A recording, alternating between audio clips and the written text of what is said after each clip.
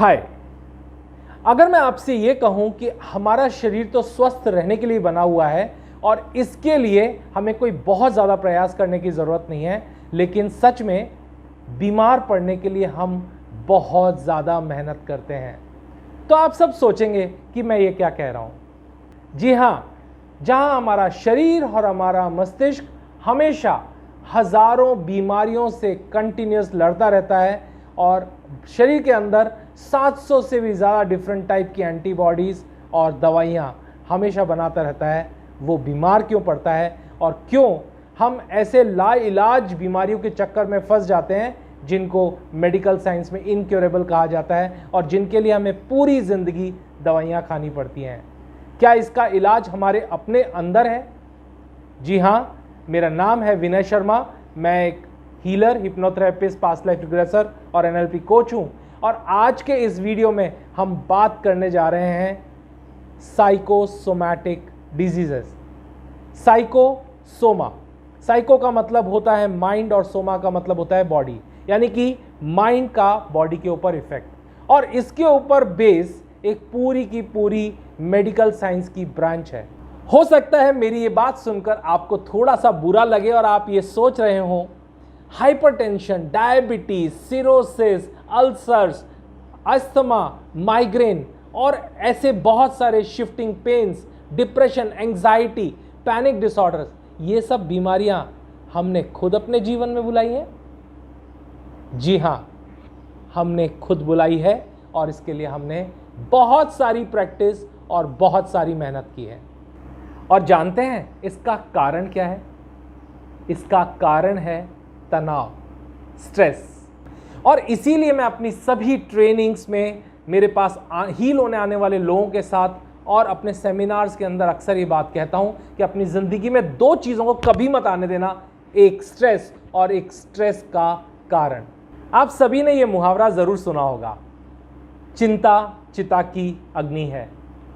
और जब मैं ये बात कह रहा हूं तो ये मुहावरा और भी ज़्यादा रेलेवेंट होता जा रहा है, क्योंकि मैं ऐसे बहुत सारे लोगों के साथ काम करता हूं जिनके ज़िंदगी में बहुत सारी बीमारियां हैं। वो कई तरह के लाइलाज बीमारियों के शिकार हैं और दवाइयों के ऊपर पूरी तरीके से निर्भर हैं और उनकी ज़िंदगी एक पेनफुल जर्नी बन चुकी है। लेकिन जब मैं उनकी ज़िंदगी के उन लम्हों में जाता हूं जहां से ये बीमारियों की शुरुआत हुई, तो पाता हूं एक ही बात, वो है तनाव। दरअसल तनाव यानी स्ट्रेस, ये हमारी बॉडी के अंदर इन्फ्लेमेशन का सबसे बड़ा कारण है और इन्फ्लेमेशन पहला साइन है बॉडी के अंदर बीमारियां होने का। ऐसे बहुत सारी बीमारियां हैं जो बीमारियों के तरह से नहीं ट्रीट की जाती, जैसे कि बुखार, अस्थमा, बल्कि इन्हें लक्षण माना जाता है। ये एक किस्म से इंडिकेशन देते हैं कि आपके शरीर में कुछ ना कुछ प्रॉब्लम ज़रूर है। आप सभी को ये सुनकर थोड़ा सा शायद ताज्जुब जरूर हो रहा होगा कि स्ट्रेस यानी तनाव इतनी सारी लाइलाज बीमारियों का कारण हो सकता है, लेकिन ये सच है। तो आप ये सोच रहे होंगे कि कैसे तनाव हमारे शरीर के अंदर इतनी सारी बीमारियां क्रिएट करता है, तो चलिए जानते हैं। जैसे ही हमारा मस्तिष्क थोड़ा सा भी तनाव ग्रसित होता है, वैसे ही हमारे शरीर के अंदर इन्फ्लेमेशन बढ़ना शुरू हो जाता है। इन्फ्लेमेशन एक किस्म की सूजन होती है और ये इन्फ्लेमेशन एक क्लियर कट इंडिकेशन है, ये रूट कॉज है ज़्यादातर बीमारियों की। और बॉडी में इन्फ्लेमेशन कम होना ये सीधा साधा इंडिकेशन है कि आप हील हो रहे हैं। इसका मतलब जब भी किसी की बॉडी में इन्फ्लेमेशन नहीं है, वो व्यक्ति पूरी तरीके से स्वस्थ है। कहीं कहीं पर इनको फ्री रेडिकल्स भी कहा जाता है। एक्चुअली जब भी हमारे जीवन में कोई ऐसी घटना घटती है जिसकी वजह से हमारे अंदर तनाव बढ़ जाता है, तो ये एक सीधा साधा जर्क या शॉक होता है हमारे माइंड को, और इसके रिस्पॉन्स में हमारा एंडोक्राइन सिस्टम कुछ हार्मोन्स जैसे कि एड्रिनलिन या कॉर्टिसोल वो रिलीज करता है और इसका काम होता है शरीर को तुरंत फ्लाइट एंड फाइट मोड पर लेके जाना और एक्टिव हो जाना। और जैसे ही एड्रिनलिन और कॉर्टिसोल जैसे हार्मोन्स हमारी बॉडी में रिलीज होते हैं, हमारा इम्यून सिस्टम वीक होना शुरू हो जाता है। शुरुआत में ये हमें दिखाई नहीं देता, हमारे को इस बात का एहसास नहीं होता, लेकिन जब ये स्ट्रेस काफ़ी समय तक रहता है तो ये हमारे पूरे सिस्टम को इम्बैलेंस कर देता है और धीरे धीरे ये हमारे जीवन का हिस्सा बनता जाता है और इसके इफ़ेक्ट्स हमारे बॉडी पर बढ़ बढ़कर दिखाई देना शुरू हो जाते हैं। ऐसा नहीं कि ये जो तनाव है या डर है ये सिर्फ इंसानों में होता है, जानवरों में भी इस तरह का तनाव और डर देखा गया है, लेकिन जानवर इस तनाव से बहुत जल्दी अपने आप को रिकवर कर लेते हैं और वो किसी भी तरह का मीनिंग इस इवेंट को नहीं देते हैं। लेकिन क्योंकि ह्यूमन बीइंग एक बहुत ही इंटेलिजेंट है, तो हम हर घटना को कुछ मतलब, कुछ मायने देना शुरू करते हैं, उसे अपने पास्ट और फ्यूचर से जोड़ना शुरू कर देते हैं और इनसिक्योर फील करना शुरू कर देते हैं और इसीलिए हम उस रिस्पॉन्स जो सेफ्टी के लिए दिया गया था उससे बहुत जल्दी बाहर नहीं निकल पाते। मेडिकल साइंस की एक स्पेशल ब्रांच है जो इसी बात पर स्टडी करती है कि किस तरह से हमारे विचारों और हमारे तनाव का प्रभाव हमारी बॉडी के इम्यून सिस्टम पर पड़ता है, जिसको कहा जाता है साइको न्यूरो इम्यूनोलॉजी। और इसके अंदर ये देखा गया है कि हमारे अंदर बहुत सारे ऐसे डिसऑर्डर्स और ऐसी बहुत सारी डिजीजेस सिर्फ इस वजह से क्रिएट होती है जब हमारे अंदर स्ट्रेस होता है और उसका सीधा सीधा प्रभाव हमारे इम्यून सिस्टम पर पड़ रहा होता है। मैं आपके साथ कुछ ऐसे एक्सपीरियंसेस शेयर करना चाहूँगा जिसमें एक व्यक्ति जो अपने पूरे जीवन किसी तरह के दर्द से परेशान था, उसने सभी तरह के मेडिकल टेस्ट करा लिए, लेकिन वो व्यक्ति किसी भी जगह पर 10 मिनट से ज़्यादा खड़ा नहीं रह पाता था। कंटिन्यूसली उसकी बैक में एक इंटेंस पेन होता था जो मजबूर कर देता था उसको बैठने के लिए, और खड़ा होना और चलना उसके लिए एक दुखदाई सफ़र बन गया था। लेकिन जब हमारे सेशन में वो आया और कुछ 30 से 40 मिनट का एक पूरा पैटर्न हमने उसके ऊपर, एक किस्म का रिग्रेशन हमने उसके ऊपर किया, जिसमें उसके पास में वो जुड़े हुए इवेंट जिसकी वजह से इस पेन ने जगह ली थी, हमने उसको क्लीन किया।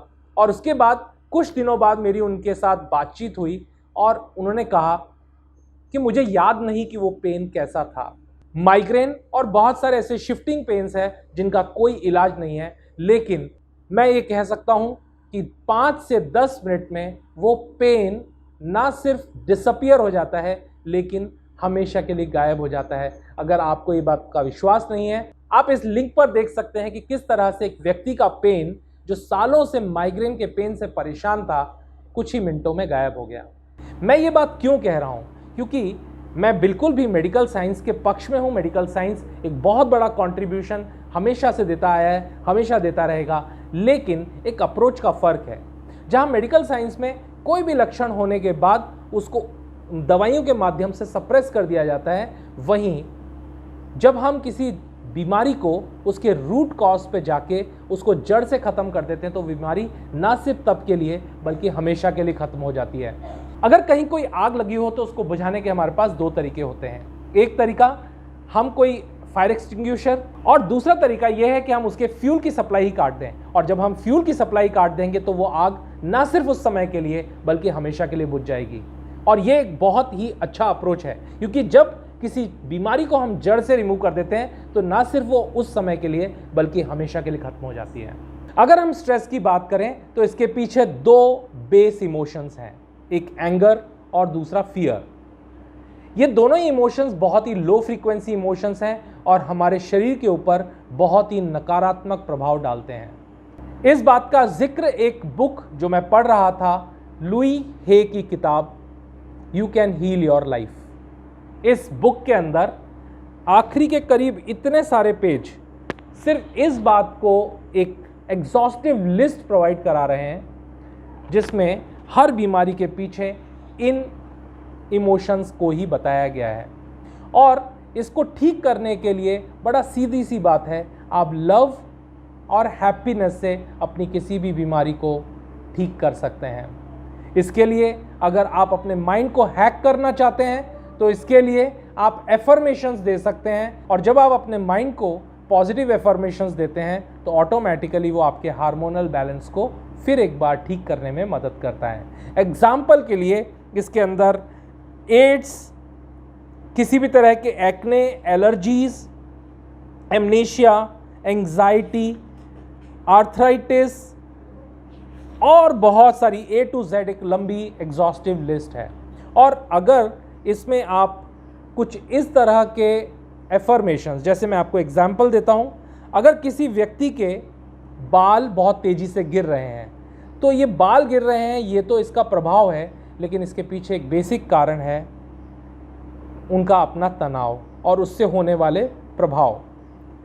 तो आप अगर इस तरह का अफर्मेशन अपने आप से रिपीट करते हैं that I am safe, I love and approve of my self, I trust life, तो जब आप अपने जीवन के प्रति अपना ट्रस्ट शो करते हैं तो निश्चित रूप से आपकी जीवन बेहतर बनने लग जाता है। क्योंकि एंगर के बहुत सारे रूप हैं, जिसमें से एंगर का सीधा सा प्रभाव आपके हृदय क्षेत्र में पड़ता है, आपके हार्ट के ऊपर पड़ता है। जब यही एंगर दबा दिया जाता है, इसको एक्सप्रेस नहीं होने का मौका मिलता है, तो इसका प्रभाव सीधे सीधे आपके मस्तिष्क पे पड़ता है। और जब ये आउट ऑफ कंट्रोल हो जाता है और रिसेंटमेंट का यानी आक्रोश का रूप ले लेता है, तो इसका प्रभाव सीधे आपके घुटने, आपके इम्यून सिस्टम और आपके lower part of the body पे पड़ता है। और जब आप एंग्जाइटी में चले जाते हैं तो उसके कारण सीधे सीधा प्रभाव आपके डाइजेस्टिव और रेस्पिरेटरी सिस्टम पे पड़ना शुरू हो जाता है। और उसके बाद फिर हमारे जीवन में एक लंबी चौड़ी लिस्ट बीमारियों की, क्रॉनिक डिसऑर्डर्स, क्रॉनिक इलनेस और कई तरह के मेंटल डिसऑर्डर्स की एक लंबी कतार हमारे जीवन में लग जाती है। उदाहरण के लिए, अगर किसी व्यक्ति को बहुत ज़्यादा गुस्सा आता है तो उसको high blood pressure, heart diseases होने की संभावनाएं बढ़ जाती हैं। अगर किसी व्यक्ति को बहुत ज़्यादा आक्रोश है तो auto immune disorders, arthritis, lupus, cirrhosis, इस तरह की बीमारियां होना शुरू हो जाती हैं। अगर किसी व्यक्ति के अंदर एंग्जाइटी बहुत बढ़ जाती है तो सभी तरह के digestive problems, irritable bowel syndrome, ulcers और एस्थमा जैसी बीमारियां होना शुरू हो जाती हैं। और जिस व्यक्ति ने अपने आक्रोश और क्रोध को दबाने की कोशिश की और डिप्रेस्ड एंगर में चला गया, उस व्यक्ति को कई तरह के shifting pains, migraine, chronic back pain, fibromyalgia और बहुत सारी ऐसी बीमारियां होना शुरू हो जाती हैं। वहीं दूसरी ओर इसका उतना ही नकारात्मक प्रभाव हमारे मस्तिष्क पे भी पड़ना शुरू हो जाता है और एक लंबी लिस्ट उन बीमारियों की हमारे जीवन में आनी शुरू हो जाती है जो कि सिर्फ तनाव से हमारे माइंड के ऊपर एक नेगेटिव इफेक्ट क्रिएट करती है। और जब कंटिन्यूअसली इस इमोशन इम्बैलेंस और हार्मोनल इम्बैलेंस के कारण हमारा सिंपैथेटिक और पैरासिम्पैथेटिक नर्वस सिस्टम इम्बैलेंस हो जाता है और हार्मोन्स के बैलेंस में भी डिस्टर्बेंस आ जाता है, तो एक लंबी चौड़ी लिस्ट हमारे मेंटल डिसऑर्डर्स की आनी शुरू हो जाती है, जिसके प्रभाव कभी anxiety, depression, panic disorders, eating disorders, sleep disorders, insomnia, post traumatic disorders, psychotic disorders, schizophrenia, bipolar disorder और ऑब्सेसिव कंपल्सिव डिसऑर्डर्स के रूप में या फिर एडीडी और एडीएचडी जैसी बीमारियों के रूप में हमारे जीवन में दिखना शुरू हो जाती है। ये सभी बीमारियों को हम थोड़ी सी दवाइयाँ या बिल्कुल दवाइयों के बिना धीरे धीरे पूरी तरीके से अपने जीवन से हटा सकते हैं और ये बिल्कुल उसी तरीके से करेंगे जिससे कि ये बीमारी ना सिर्फ थोड़े समय के लिए बल्कि जड़ से रिमूव हो जाए। जब उन मेमोरीज़, उन इवेंट्स की मेमोरीज़ जिनकी वजह से ये बीमारी हमारे जीवन में आई, उनको हम अपने सबकॉन्शियस माइंड के रिसोर्सेज में से पूरी तरीके से रिमूव कर देंगे तो धीरे धीरे उसका प्रभाव आपके शरीर पर दिखना शुरू होगा और बहुत ही जल्दी आप अपने आप को स्वस्थ होता हुआ पाएंगे। और ऐसे बहुत सारे एग्जाम्पल्स, बहुत सारी केस स्टडीज़ आपको इंटरनेट पे मिल जाएगी और मैंने अपने जीवन में ऐसे बहुत सारे केसेस को खुद एक्सपीरियंस किया है। तो चलिए बात करते हैं कुछ सॉल्यूशंस के बारे में। क्या किया जा सकता है कि इन बीमारियों को हम ठीक कर सकें? क्या बिना दवाइयों के या बहुत कम दवाइयों के प्रयोग करके भी हम इन बीमारियों को हमेशा के लिए ठीक कर सकते हैं? क्या वाकई में ये लाइलाज हैं या इनको हम अपने माइंड के लेवल पर ठीक कर सकते हैं? तो मैं आपके लिए एक और वीडियो जस्ट इसके बाद बनाने जा रहा हूं, जिस वीडियो में मैं आपके साथ बात करूंगा कि किस तरह से आप इन बीमारियों को पूरी तरीके से ठीक कर सकते हैं कुछ छोटी छोटी NLP, हिप्नोथेरेपी और रिग्रेशन की टेक्निक्स को यूज़ करके। उम्मीद है आपको हमारा ये वीडियो बहुत उपयोगी लगा होगा और अगर इस वीडियो को देखने के दौरान आपके मस्तिष्क में, आपके ख्यालों में कुछ ऐसे लोगों का नाम आया है जो इस तरह की बीमारियों या प्रॉब्लम से ग्रसित हैं, तो इस वीडियो को उनके साथ शेयर करना ना भूलें।